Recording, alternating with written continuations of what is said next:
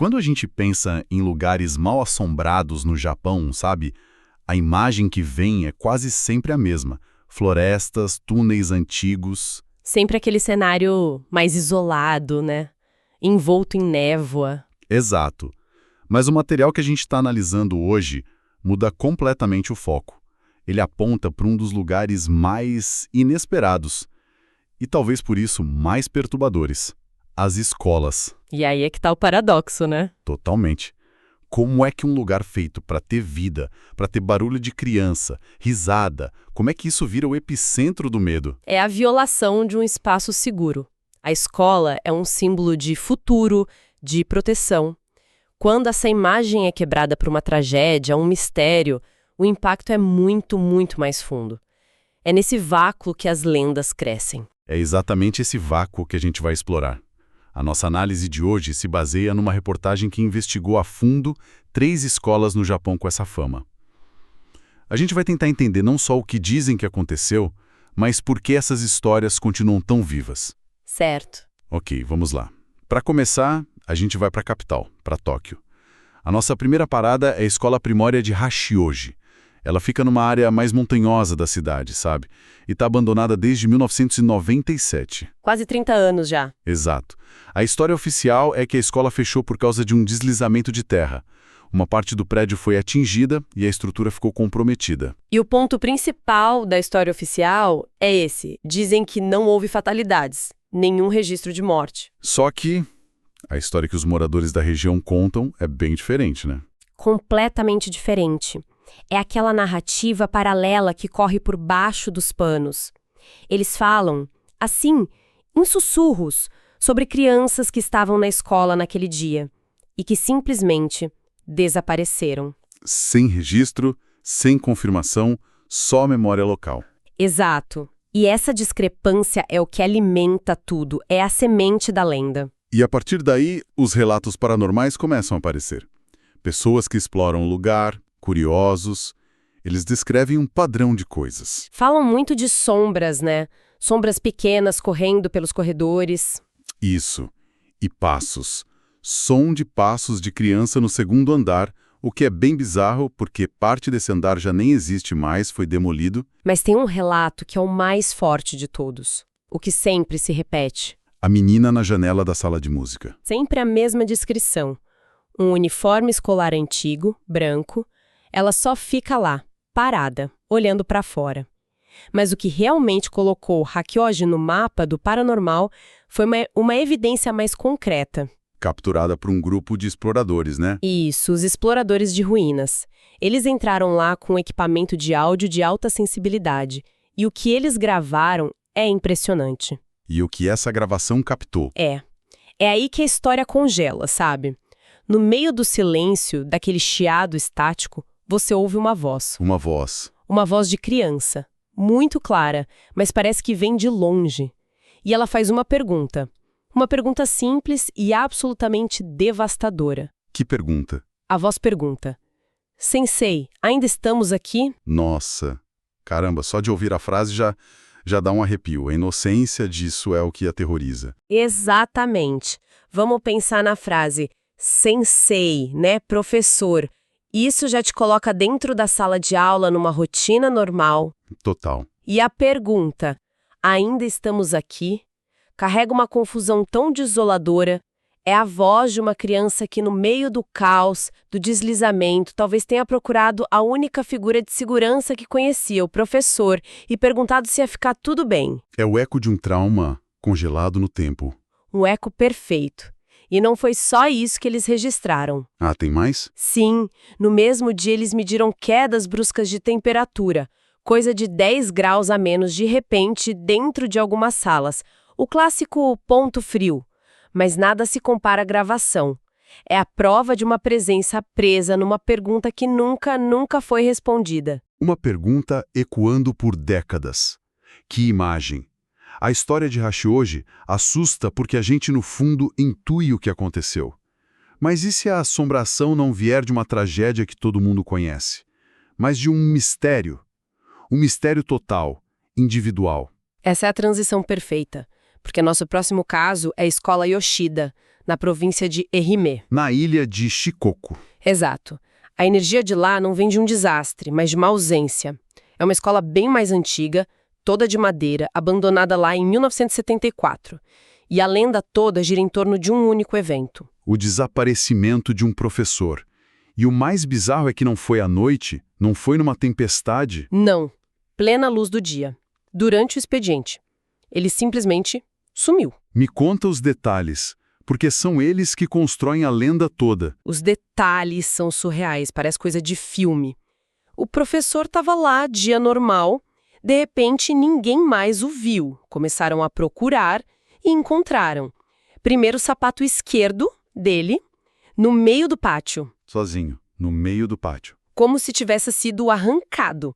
E o sapato direito foi encontrado dentro da sala dos professores, perfeitamente alinhado do lado da mesa dele. O professor nunca mais foi visto. Evaporou. Imagina o impacto disso numa comunidade pequena. Como é que um evento assim impregna um prédio inteiro? É que na cultura japonesa existe o conceito de onryo. Não é só um fantasma, sabe? É um espírito que fica preso aqui por uma emoção muito forte. Raiva, tristeza, o trauma de uma morte sem explicação. E o desaparecimento dele é o gatilho perfeito. Perfeito. A falta de respostas, a injustiça disso, cria uma energia residual poderosa. É como se a pergunta, o que aconteceu com ele, nunca tivesse saído do prédio. A escola virou o guardião desse mistério. E essa energia começou a se manifestar de um jeito bem físico, né? Sim, e foi logo depois do sumiço. Outros professores começaram a relatar coisas. O som de mesas sendo arrastadas com violência em salas vazias, portas batendo sem parar, mesmo em dias sem um pingo de vento. E o mais sinistro. Os gritos, abafados, pareciam vir do depósito de limpeza, um lugar que todo mundo sabia que aquele professor usava muito. Os fenômenos parecem recriar a rotina dele, ou, pior, o pânico dele. Exatamente. Não são coisas aleatórias. E depois que a escola fechou, os relatos ficaram ainda mais famosos. Tem a história das cadeiras que, sozinhas, se viram pro canto da parede à noite, como se estivessem de castigo. E a aparição? A figura masculina? Isso. Uma figura alta, mas sem rosto, que as pessoas veem de relance passando pelo corredor principal. Isso tudo acabou criando uma crença local bem específica, né? Sim, os mais velhos dizem que a escola Yoshida nunca aceitou o fechamento. É uma personificação do prédio, a ideia de que a própria estrutura se recusa a deixar a história morrer. Ela não é só assombrada, ela é a guardiã da assombração. Uma escola que se recusa a morrer. Sinistro. Então a gente já viu uma assombração que vem de uma tragédia coletiva e outra que vem de um mistério individual. Mas a nossa última parada em Hokkaido apresenta um terceiro tipo. Não é sobre um evento. É sobre a sensação de que o próprio prédio está vivo. E o apelido dela já diz tudo. Exato. Vamos para a escola Yubetsu. Apelido? A escola que respira. Só o nome já prepara o terreno.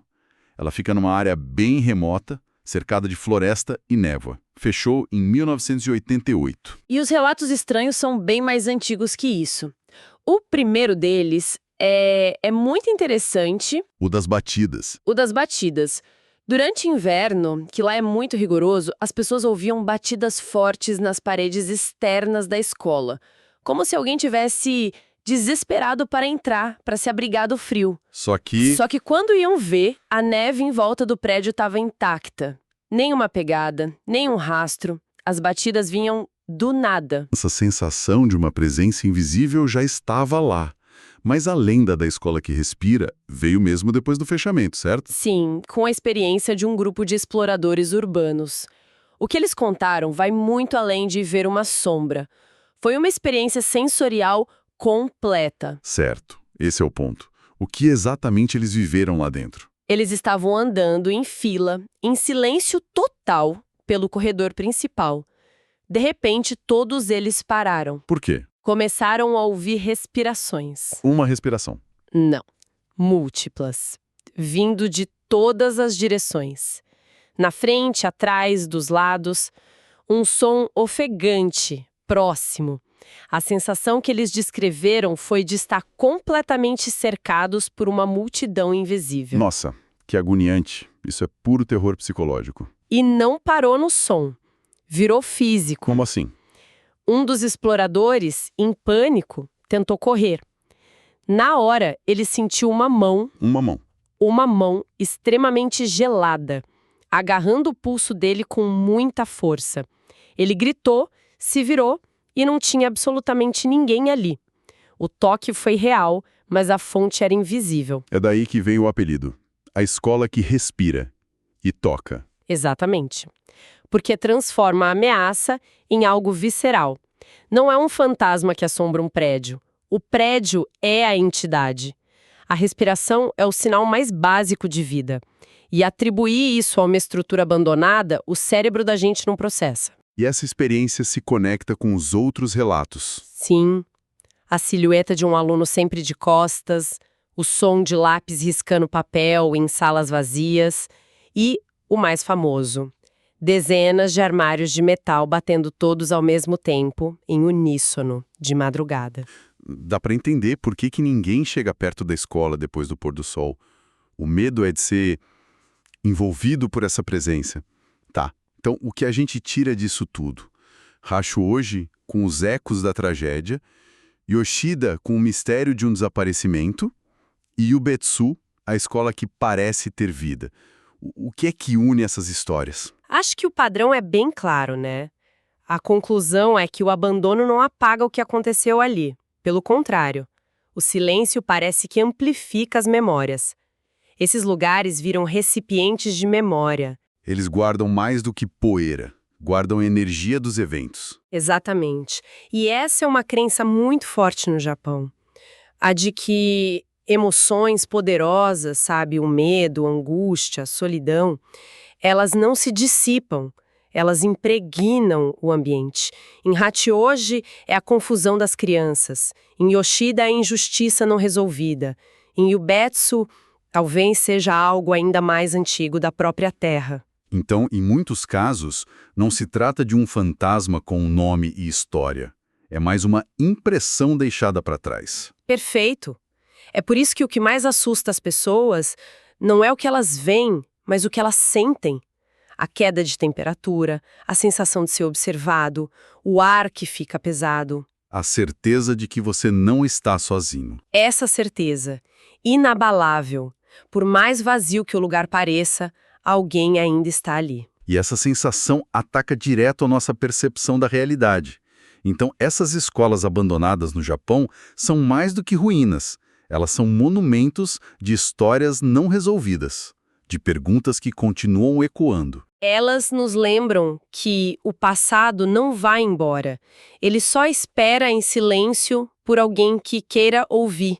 E isso me faz pensar numa última coisa. Diga. A gente focou muito nessas escolas como recipientes de trauma, de medo, de energia negativa, mas e se a gente pensar no contrário? Será que lugares que viram imensa alegria, amizade, descobertas, será que eles também guardam essa energia boa, só que de um jeito mais sutil que a gente ainda não aprendeu a perceber?